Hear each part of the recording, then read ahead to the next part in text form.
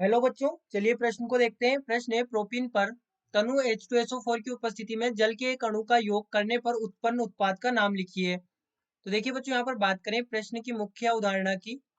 मुख्य अवधारणा, तो देखिए हमारे पास में मान लीजिए कोई एल्कीन है, जैसे RCH डबल बॉन्ड CH2। अब इस पर जब यहाँ पर तनु H2SO4 की उपस्थिति में हम क्रिया करवाएंगे, तो जो तनु H2SO4 है, पहले तो ये क्रिया करेगा, इससे H प्लस निकलेगा और H प्लस जाकर जुड़ेगा वहां पर। अब कहाँ पर जुड़ेगा, तो यदि यहाँ पर इलेक्ट्रॉन इधर गए, मान लीजिए इधर इलेक्ट्रॉन गए, तो यहाँ पर कार्बोकेटायन बनेगा। और यदि बॉन्ड के इलेक्ट्रॉन इधर गए तो यहाँ पर कार्बोकेटायन बनेगा। अब कार्बोकेटायन स्टेबल कहाँ होगा, ये हम समझ सकते हैं कि जो प्राथमिक कार्बन है, ये वाला कौन सा कार्बन हो जाएगा, ये वाला प्राथमिक कार्बन हो जाएगा।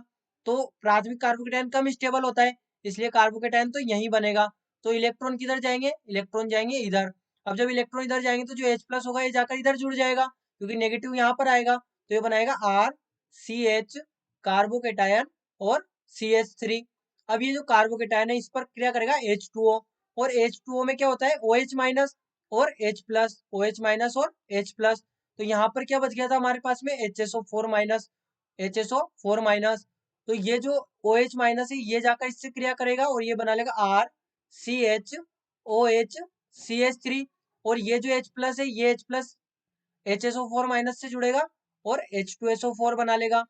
ये H2SO4 बना लेगा, ये वाला H प्लस इस HSO4 माइनस से जुड़ के।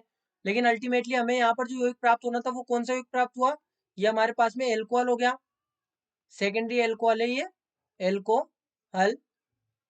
अब देखिए यहाँ पर हमें दिया गया है प्रोपीन। प्रोपीन होता है CH3 CH double bond CH2। तो अब यहाँ पर हमने ऐसा ही कुछ यौगिक लिखा था, बस R की जगह हमने क्या लिख दिया, CH3।